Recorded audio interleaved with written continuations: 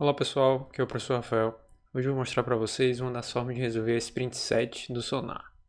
Essa Sprint consistia na inclusão de um sonar para detecção de colisões frontais.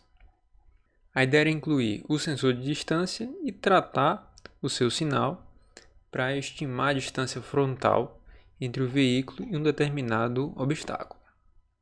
Aí, caso essa distância fosse menor do que 3 metros e o veículo tivesse uma velocidade superior a 20 km por hora, a gente ia assumir que era uma situação perigosa e o dead cycle devia ser baixado para 10%, fazendo com que o veículo desacelere. Esse sonar do Simulid é um elemento simples bem conhecido, aí o HC SR04, e o funcionamento dele é o seguinte: você tem que injetar um pulso de no mínimo 10 microsegundos no pino trigger. Após isso, 8 ondas de 40 kHz são geradas e o tempo que essa onda demora para refletir no objeto e voltar vai ser uma função da distância do mesmo. O sensor já processa esse tempo e disponibiliza como saída uma onda cuja largura é proporcional a esse tempo. E a fórmula para a conversão para centímetros é justamente essa que eu coloquei aqui, está disponível lá no datasheet. A largura do pulso em microsegundos dividido por 58 da distância do objeto em centímetros. Então o que vocês deveriam fazer é estimar a distância medindo a largura do pulso, né, daqui para cá. Para isso, bastava medir em microsegundos e dividir por 58. Vocês poderiam usar os timers para fazer a medição de diversas formas. Uma dica aqui que eu dei foi usar o modo captura, que ele serve justamente para isso, para medir largura de pulso. Caso essa distância seja menor do que 3 metros, 300 centímetros, e a velocidade maior do que 20 km por hora, que eu acabei de falar, a gente vai desacelerar aí o veículo para evitar uma possível colisão. O código que eu implementei para executar isso foi bem parecido com o exemplo do modo captura que eu publiquei no outro vídeo. A primeira coisa que eu fiz aqui foi incluir um campo distância sonar aqui na struct. Descendo aqui, todos os parâmetros estão iguais, essas funções aqui estão iguais, na última sprint, até aqui tudo igual.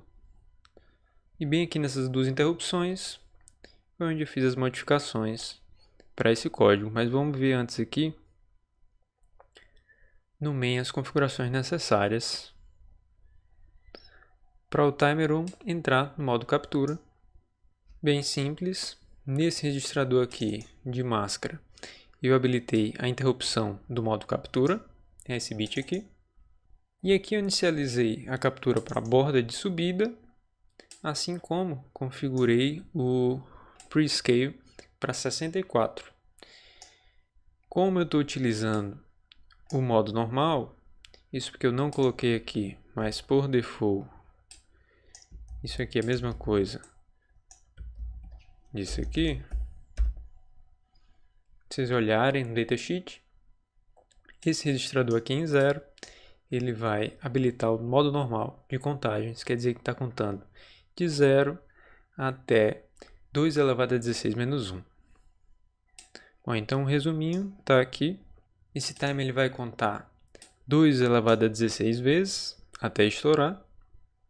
E o tempo entre cada contagem dessa vai ser 64 dividido por 16 MHz, que é 4 microsegundos. Então, a cada 262 mili ele vai estourar. E o que importa para a gente aqui é que demora 4 microsegundos entre cada contagem. Essa informação a gente vai precisar daqui a pouco. Então, voltando lá, o que é que eu estou fazendo? Mesma coisa lá do exemplo do modo captura.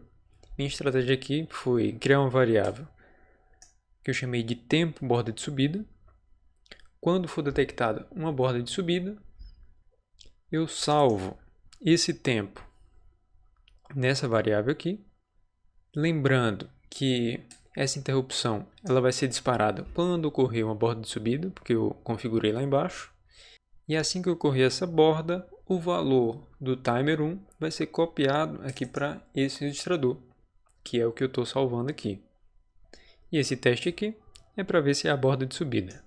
Uma vez que isso aqui acontecer, eu vou bater aqui e trocar para a borda de descida, de modo que quando essa interrupção aqui acontecer de novo, quer dizer que a borda agora é de descida e o novo valor que está armazenado aqui é o do timer no momento da borda de descida. Então, a diferença entre a subida e descida vai me dar justamente o comprimento do pulso, que é o que eu coloquei daqui para cá, bem aqui. Isso menos isso vai me dar quantas contagens aconteceram durante o pulso. Como cada contagem demora 4 microsegundos, eu multipliquei isso daqui por 4 e isso aqui vai ser exatamente o tempo em microsegundos do pulso. Pela fórmula que a gente acabou de ver, isso dividido por 58 vai me dar o valor da distância diretamente em centímetros. Então, ficou aqui fácil. Como esse valor aqui é de 16 bits e eu estou multiplicando ele por 4, então poderia acontecer algum cenário, caso o pulso fosse muito largo, que essa conta aqui extrapolasse os 16 bits. Então, um detalhe aqui é que eu converti para 32 para poder não perder nenhuma informação aqui no momento dessa conversão. Apesar de que logo em seguida eu vou dividir aqui por 58, que vai voltar a caber em 16 bits, que é justamente o tamanho aqui dessa variável distância sonar. Eu poderia já ter feito essa conta aqui, porém como esse número aqui ia dar quebrado, eu não queria trabalhar com float, então acabei achando que assim ia ficar um pouco mais otimizado. Agora que eu tenho a distância para o obstáculo frontal estimada, basta eu checar a condição das velocidades para decidir se está numa situação de risco ou não. E isso eu fiz aqui na interrupção do AD, que é justamente onde eu faço a leitura do pedal. Nesse caso de cá, sempre que uma conversão do AD é completada, o valor do AD é copiado para essa variável aqui que eu chamei curso pedal, que vai de 0 até 1023. E eu atualizo o valor do dead cycle, que é simplesmente dividir essa variável por 4, para ficar na faixa aí de 0 a 255. Se não tivesse nenhuma condição, ia parar por aqui. Mas, como eu estou pedindo para diminuir a velocidade numa situação de risco, a condição que eu impus lá foi a seguinte, né? Se a distância frontal lida pelo sonar for menor do que 3 metros e o veículo tiver a mais de 20 km por hora, quer dizer que ele não está estacionando, provavelmente ele está andando na velocidade rápida, então o dead cycle vai para 10%, que é aproximadamente 25. Só isso. Sobrescrevendo, né, o valor que estava sendo imposto lá pelo pedal. Então o carro vai desacelerar até que essa distância aqui seja grande ou então a velocidade ela diminua para que o veículo fique em segurança, né? Basicamente era isso.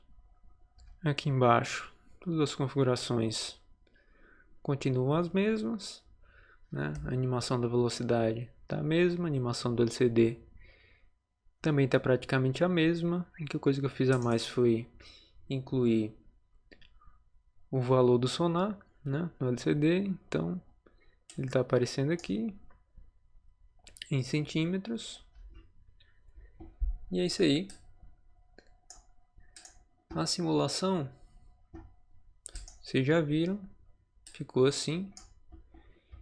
Nesse caso, o veículo está a mais de 20 km por hora e a distância aqui está quase 4 metros, ou seja, mais do que 3 metros. Então eu posso acelerar aqui à vontade, que o motor responde.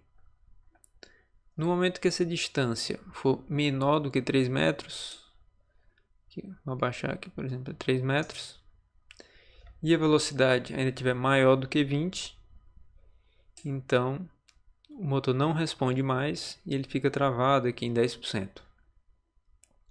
Se a distância aumentar, ou seja, o carro da frente andar um pouco mais, volta aqui ao normal, ou se a velocidade cair, vamos simular aqui a velocidade caindo para menor do que 20, vou colocar um 2 aqui.